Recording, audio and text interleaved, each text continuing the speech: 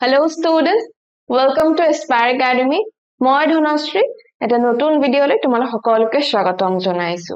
আজি আমি এটা নতুন চ্যাপ্টাৰ আৰম্ভ কৰিম,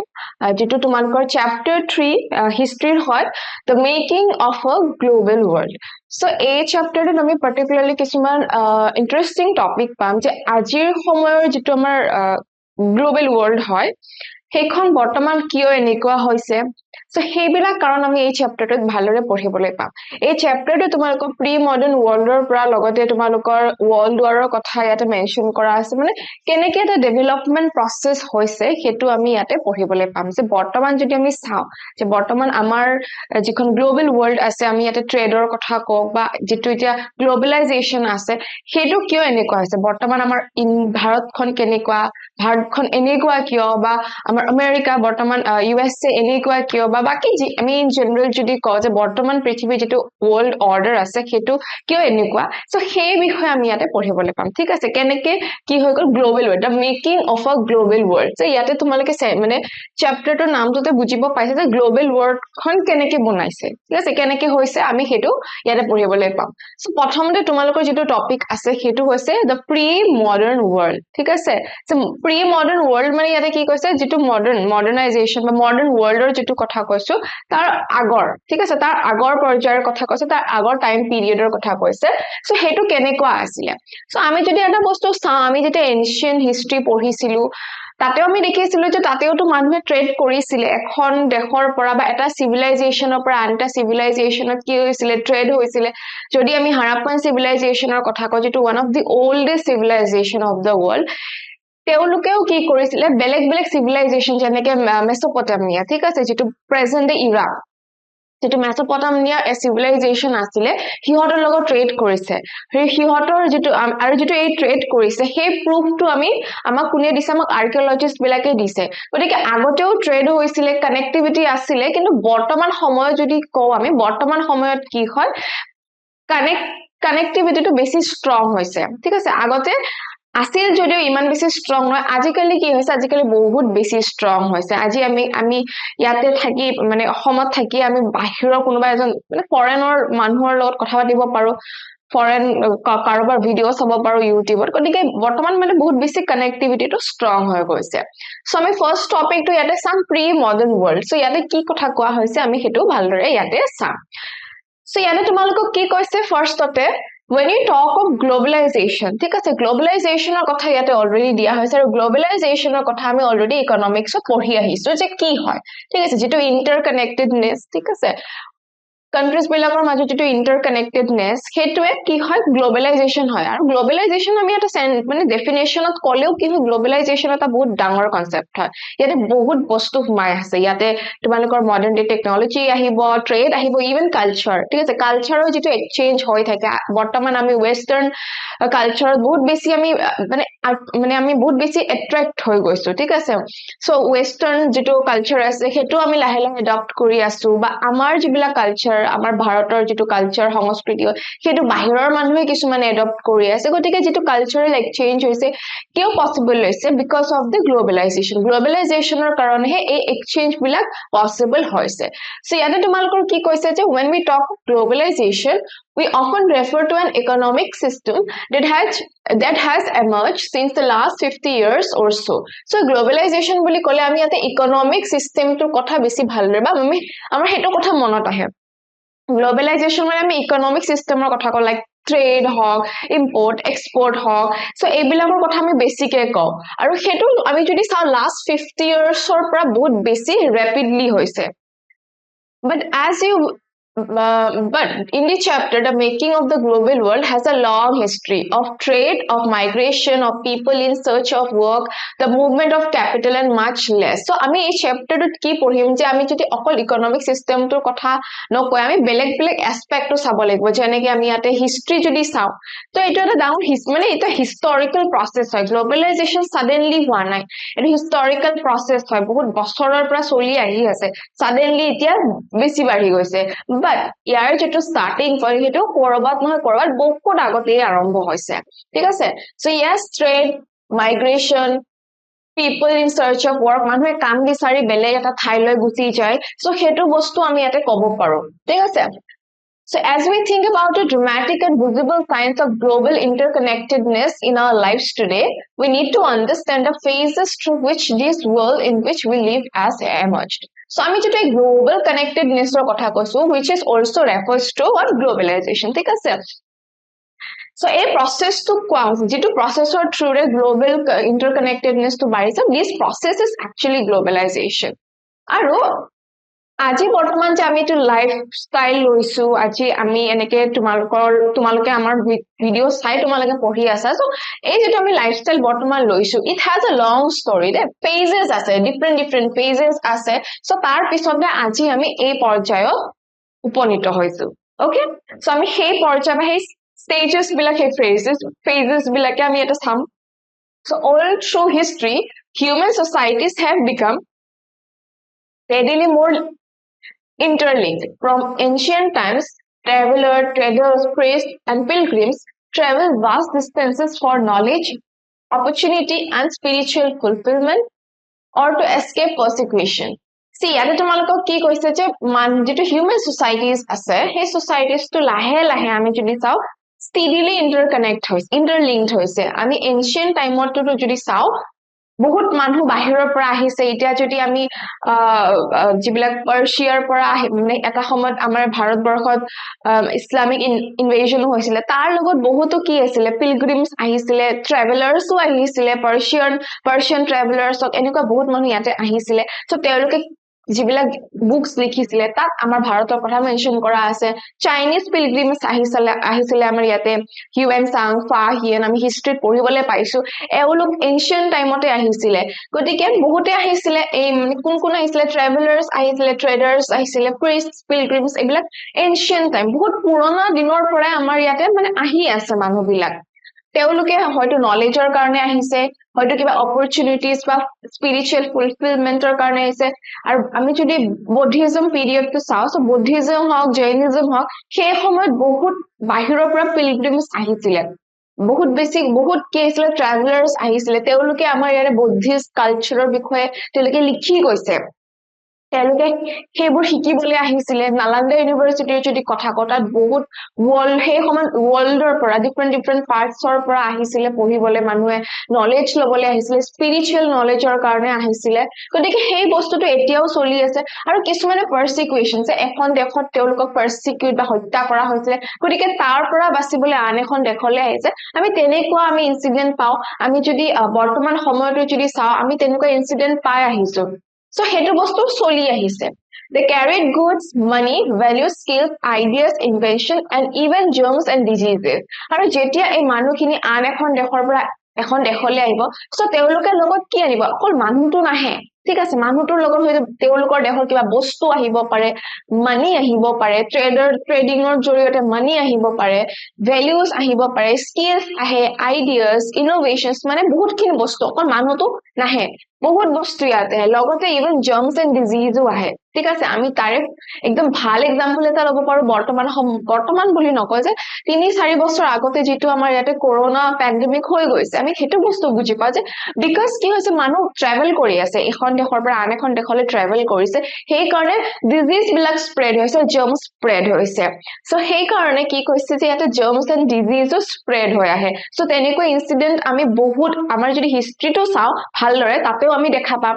স্পেনিশ ফ্লু হওক, সো এনেকুৱা আমি ইনসিডেন্ট আগতেও দেখা পাম. So corona is not new. So corona pandemic বা ইমান বেছি কিয় হৈছে, বিকজ বৰ্তমান আৰু বেছি আমাৰ ইন্টাৰলিংক বা আমাৰ যেটো কানেক্টিভিটি আৰু বেছি ক্লোজড হৈ গৈছে, বেছি ক্লোজ মানে আৰু বেছি ষ্ট্ৰং হৈ গৈছে. গতিকে ট্ৰেভেল বহুত হয় মানুহৰ মাজত, জাৰ্মছ, ডিজিজেস এইবোৰ স্প্ৰেড হোৱাত মানে আৰু বেছি ইজি হৈ গৈছে.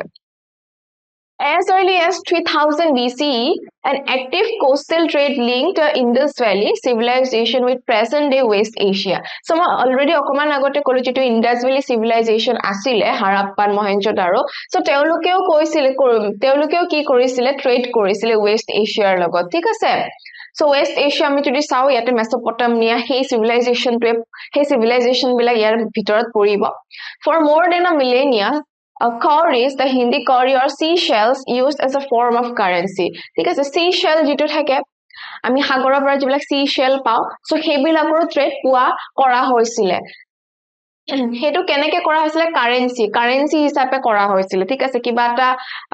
বস্তু লৈছে তাৰ বিনিময়ত তেওঁলোকে সিশেল দিছে so it's used as a currency so from Maldives found their way to China and East Africa so Maldives or পৰা China পৰা East Africa পৰ্যন্ত কি হৈছিলে এই বস্তুটো হৈছিলে ঠিক আছে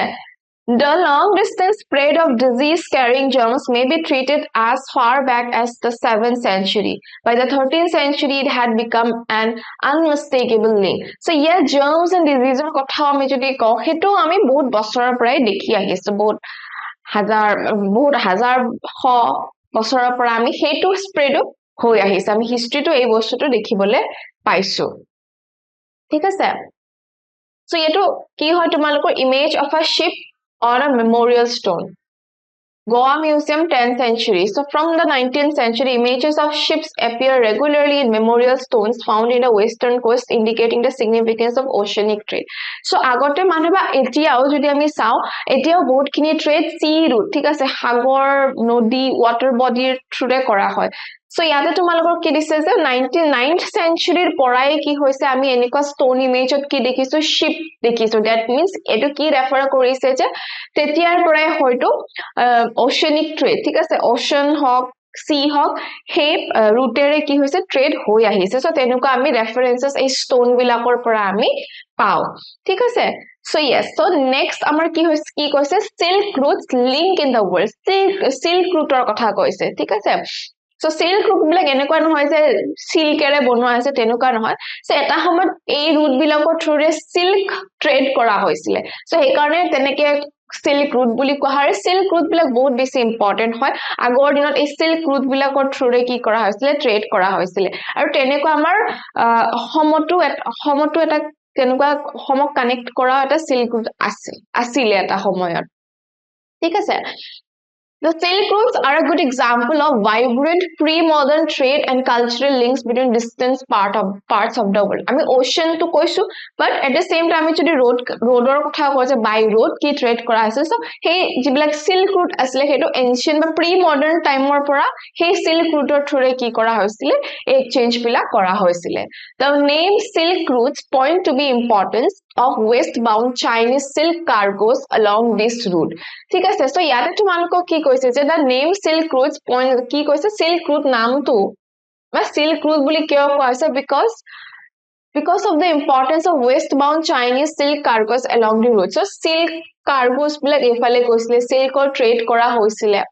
Historians have identified several silk routes over land and by sea. So sea hog, land hog, duta side ote ki paise silk route poa goise. Thik ase? Knitting together vast regions of Asia and linking Asia with Europe and Northern Africa. See, yate tumaloke okol Asia bhitorote nohoy. Europe and Northern Africa porjonto ki asile silk route through connectivity asile very very important mane bahut mane global wise kora hoisile he They are known to have existed since before the Christian era and thrived almost till the 15th century. So Christian era BC তেতিয়াৰ পৰাই আৰম্ভ হৈছিল আৰু 15th century লৈকে এই importance টো আছিল এই silk route বিলাকৰ এতিয়া বাৰু হেবোৰ নাই But Chinese pottery also traveled the same route as did textiles and spices from India and Southeast Asia. So, jibila Chinese pottery ase Chinese pottery bilakeo hey same route through ki hoise travel korise. Textile hawk spice jeneke India pra Southeast Asia leke goisile. In return, precious metals like gold and silver flowed from Europe to Asia. So, gold and silver Europe pra Asia leke ahisile teneke. Trade and cultural exchange always went hand in hand. Early Christian missionaries almost certainly traveled this route to Asia, as did early Muslim preachers a few centuries later. Much before all this, Buddhism emerged from eastern India and spread in several directions through intersecting points on the Silk Route. So, yate hi koise je trader logote kihor exchange hoise culture jito eke logote hoise thik ase trader logot ki je amar cultural related bostu bilak goisile like pottery bilak goisile so pottery he format cultural integral part asile gotike trade aru culture both go hand in hand, right? হেতু কথা ইয়াতে কৈছে আৰু যিবিলাক early Christian missionaries আছিলে তেওঁলোকেও কি কৰিছিলে এই route বিলাকৰ থ্ৰুৰে এছিয়া লৈকে আহিছিলে then again Muslim preachers বিলাক আহিছিলে আৰু তাৰ আগতেও আমি যদি তাৰ আগতেও কথা কওঁ যেতিয়া বুদ্ধিজম আছিলে বুদ্ধিজম তো 5th 6th century তে হোৱা তো বুদ্ধিজম যেতিয়া হৈছিলে ইভেন তেতিয়া ইন্ডিয়াৰ পৰা ভাৰতবৰ্ষৰ পৰা কি হৈছিলে বেলেগ বেলেগ ঠাইলে এই সিল্ক ৰুট বিলাকৰ থ্ৰুৰে গৈছিলে ঠিক আছে সো বিফোৰ খ্ৰীষ্টিয়ান মিশনাৰীজ কেম বিফোৰ মুসলিম প্ৰিচাৰ্ছ কেম বুদ্ধিজম কি হৈছিলে সেই ৰুট বিলাকৰ জৰিয়তে বেলেগ বেলেগ ঠাইলে spread কৰা হৈছিলে so হেতু asile importance of silk route right so silk route trade is depicted in a Chinese cave painting 8th century ঠিক আছে আমি কোৰ পৰা এইবিলাক proof পাইছো so এইবিলাক cave painting কিছুমান asile যত কি হয় এই silk route বা silk route জৰিয়তে যে ট্ৰেড কৰা হৈছিল হেবিলাক কি হৈছিল ইয়াতে ডেপিক্ট কৰা হৈছিল নেক্সট কি আহিছে food travels spaghetti and potato very important because আমি যে আজি কিছুমান ফুড খাও লাইক আজিকালি মডার্ন ডে ফুড হয় ব্রেকফাস্ট আমি ভাত খাও ঠিক আছে আমাৰ অসমীয়া মানুহ আমি ভাত খাও কিন্তু লগতে আজিকালি আমি কি খাও ওটস খাও সিরিয়ালস কিছুমান খাও লগতে আমি ব্রেড বাটার জ্যাম এবিলাক খাও সো হেবিলাক কেনেকে আহিছে আমাৰ ইয়াতে কালচাৰাল এক্সচেঞ্জ হৈছে বেলেগৰ যিবিলাক ফুড আজিকালি আমি যদি চাও আমাৰ ইয়াতে ৰেষ্টুৰেন্ট বিলাকত বহুত ডিফাৰেন্ট ভেৰাইটিজ ফুড থাকে আজিকালি জাপানিজ ফুড তোমালোকে পাবা কোৰিয়ান ফুড পাবা তোমালোকে লাইক জাপানিজ বুলি কলে সুশি পাবা তোমালোকে আজিকালি ইয়াতে লগতে তোমালোকে কোৰিয়ান ফুড খাবলে পাবা লগতে মেক্সিকান ফুড পাবা তোমালোকে বহুত ফুড পাবা আৰু কিছুমান কি হয় বাহিৰৰ পৰা আহিছে পিছত আমাৰ ইয়াতে কি হৈছে ইন্ডিয়ানাইজ বা আমাৰ ভাৰতবৰ্ষৰ নিজৰ ফুড বুলি আকোৱালি লৈছে ঠিক আছে সো তেনেকৈ এক্সাম্পল আমি পাম কিছুমানে যিবিলাকে কৈছে এটো আমাৰ লোকেল ফুড সব এই লোকেল ফুড বেলেগৰ পৰা আহিছে তাত গৈ তেওঁলোকে বেলেগ এটা নাম দিছে সো তেনেকুৱা এক্সাম্পল আমি ইয়াতে পাম So ইয়াতে কি কৈছে তোমালোকৰ food offers many examples of long distance cultural exchange so food যিবিলাক থাকে হেতু এটা কালচাৰৰ বহুত ইন্টিগ্ৰেল পাৰ্ট হয় গতিকে যেতে food exchange হ'ব that হেতুৰ থ্ৰু আমি কি ক'ব পাৰি যে কালচাৰাল এক্সচেঞ্জ হৈছে so food কি কৰে এটা বহুত মানে ফুডৰ জৰিয়তে যেটো লং ডিসটেন্স কালচাৰাল এক্সচেঞ্জ আছে হেতু মানে এই ফুডে অফাৰ কৰিছে ঠিক আছে food habits hok ba foods or jibilak types ase food na different foods so hebilake hetu bostu cultural exchange ot help kore traders and travelers introduce new crops to the lands they travel so jibilak travelers thakibo logot jibilak traders thakibo hihote বেলেগ ঠাইত গৈ তাৰ পৰা নতুন crops এডাল উঠাই আনি নিজৰ ঠাইত তেওঁলোকে ৰুলে সো তেনেকে ক্ৰপছ গ্ৰো কৰিলে so even ready food stuff in distant parts of the world might share common origins even কেতিয়াবা কি হয় যে যিবিলাক ৰেডি ফুড ষ্টাফ আছে হেবিলাকৰ হয়তো কমন অৰিজিন থাকিব পাৰে যে এইখন দেশৰ পৰা ইমানখিনি ফুড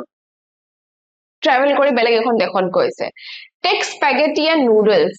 স্প্যাগেটি আৰু নুডলছৰ এক্সাম্পল আমি যদি চাও সো স্প্যাগেটি আৰু নুডলস যদি চাও আমি ইট লুকস অলমোস্ট সিমিলার দেখাত একেই হয় It is believed that noodles traveled west from China to become spaghetti. China jodi ami sao tat bahut beshi noodles khai manue. ঠিক আছে এই noodles to jetia westor phale goise tetia tate ki hoise spaghetti. ঠিক আছে যে west China পৰা যেটা west লৈকে travel কৰি গৈছে it becomes what spaghetti or perhaps ঠিক আছে হ'ব মানে believed eto it's not like 100 maybe 100% true no hobo pare spaghetti to hoito ala beleg hobo pare but still it is believed dekha jehetu eke hoy or eto hobo pare je Arab traders took pasta to the 5th century Sicily an island now in Italy so jeto pasta hoy he pasta to ki hoise je Arab traders thik ase jibilak Arab traders asile Arabian countries or pra jibilak trader goisile hi hote 5th century ki korisile Sicily jeto island hoy bortoman Italy eta island hoy Sicily ta leke travel traders Arab traders bilake loi goise jeto bortoman ami jete pasta boli ko Italian food boli ko thik ase pasta mane Italy thik ase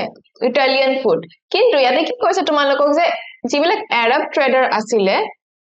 e Arab trader bilake ki korisile এই পাস্তাটো coat travel coat লৈ গৈছিলে travel কৰাই Italy লৈকে লৈ গৈছিলে so now ইটালীৰ যদি আমি কও পাস্তা ইটস লাইক আ লোকেল ফুড বহুত আছে পাঁচটা তাত so similar foods are also known in India and Japan so the truth about their origins may never be known so origin to কি হয় মানে same তেনেকুৱা food আমাৰ ইন্ডিয়া তো আছে গতিকে কিছুমান food ৰ origin কৰ পৰা হৈছে আমি exactly নাজানো ঠিক আছে কিছুমানৰ এনেকুৱা belief হৈছে এইটো ইয়াৰ আছিলে original গৈ তাত এটো নাম পাইছে সো তেনেকুৱা হয় যেনেকৈ এতিয়া আমি স্প্যাগেটি আৰু আমি স্প্যাগেটি আৰু নুডলছৰ কথা কলো আৰু ঠিক তেনেকৈ পাস্তাৰ কথা কলো যে আৰাবিয়ান ট্ৰেডাৰ্ছ বিলাকে সিচিলিত লৈ গৈছিলে 5th সেঞ্চুৰীতে সো তাত গৈ কি হল এতিয়া ইটালী লোকেল ফুড পাস্তা হৈ গল আৰু ঠিক তেনেকৈ আমি যদি ভাৰতবৰ্ষৰ কথা কওঁ আমি বিৰিয়ানীৰ কথা কওঁ সো বিৰিয়ানী যদি চাও হেতু ইন্ডিয়ান অৰিজিন একচুয়ালি নহয় ঠিক আছে এটো যিবিলাক হে সময় ইসলাম ইনভেশন হৈছিলে বা তেওঁলোকৰ লগতো কিছুমান ফুড আহিছিলে So, yet such guesswork suggests the possibilities of long distance cultural contact even in pre-modern world. So, এই যিবিলাক আমি পাইছো so এই বস্তুবিলাক এটা suggest কৰে যে pre-modern world তো এনেকুৱা exchanges আছিলে আজি বুলি নহয় আগতেও তেনেকুৱা কি আছিলে exchanges আছিলে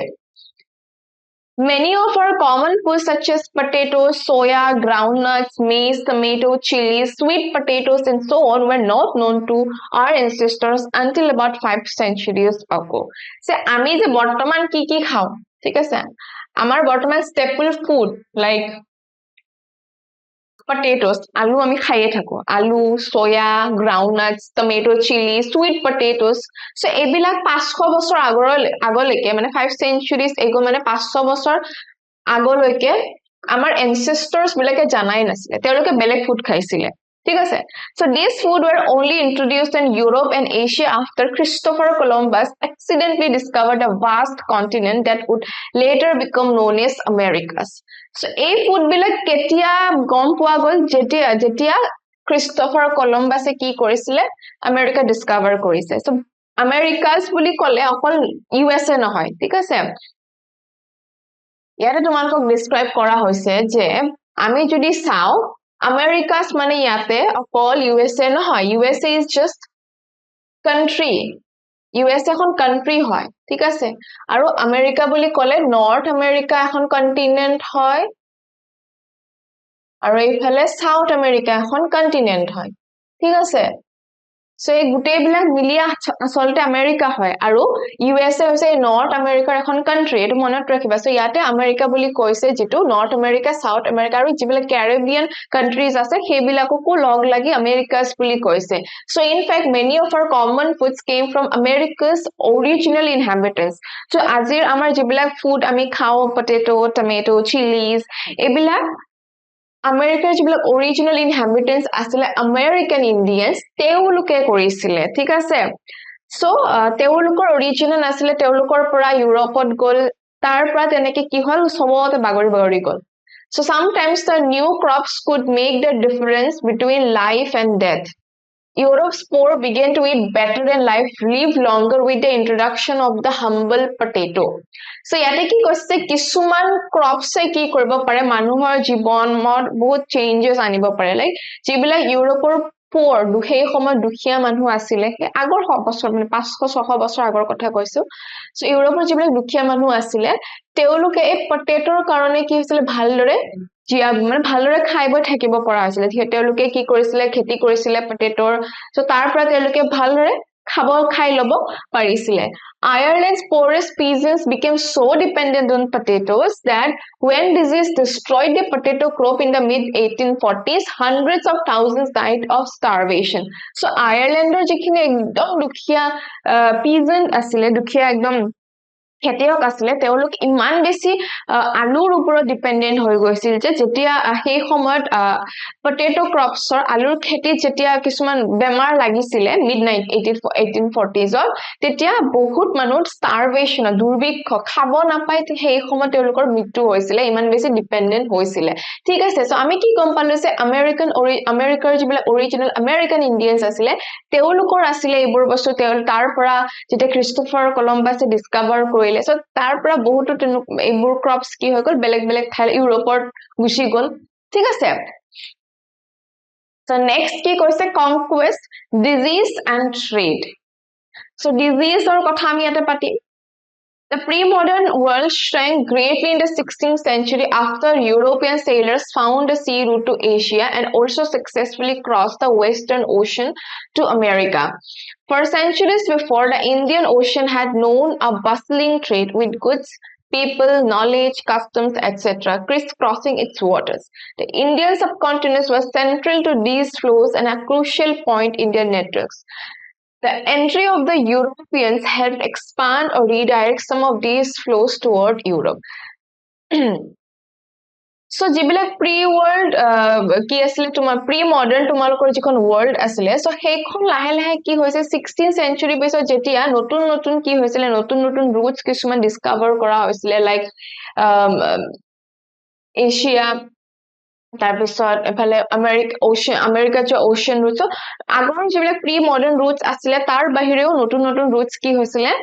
ডিস্কভাৰ হৈছিলে যেনেকৈ আমাৰ ভাৰতবৰ্ষত প্ৰথম ইউৰোপিয়ান যদি চাও কি আহিছিলে পৰ্তুগীজ ভাস্কো দা গামা ঠিক আছে তো তেও কেনেকৈ আহিছিলে তেও আহিছিলে সি ৰুটৰ থ্ৰুৰে ঠিক আছে সো এজন মানুহ যেতিয়া আহাৰ পিছত বাকিবিলাকো গম পাব ইফালে এটা ৰাস্তা আছে তো লাহে লাহে আমাৰ ইয়াতে ফ্ৰান্স আহিলে ডাচ আহিলে দেন ইংলিশ মানে ইংলেণ্ডৰ যিখিনি মানুহ সেইখিনি আহিলে ব্ৰিটিছাৰ্ছ আহিলে সো তেনেকৈ আহিছিলে তেওঁলোকে ঠিক আছে So, before its discovery, America had been cut off from regular contact with the rest of the world for millions of years. But from the 16th century, its vast lands and abundant crops and minerals began to transform trade lives everywhere. So, 1500, 1400. So, ইমানখিনি সময়ত কি হৈছিলে যেতিয়ালৈকে মানে America Discover হোৱা নাছিলে তেতিয়ালৈকে গমে পোৱা নাছিলে ঠিক আছে তো যেহেতু কি হয় আমি যদি আমাৰ ওয়াৰ্ল্ড ম্যাপখন যদি চাও আমি যদি ওয়াৰ্ল্ড ম্যাপখন যদি চাও ইয়াতে এইফালে ইউৰোপ আছে ঠিক আছে আকাত ইমানটা ভাল হোৱা নাই জাস্ট তোমালোকক বুজাবলৈ কৈছো সো এইফালে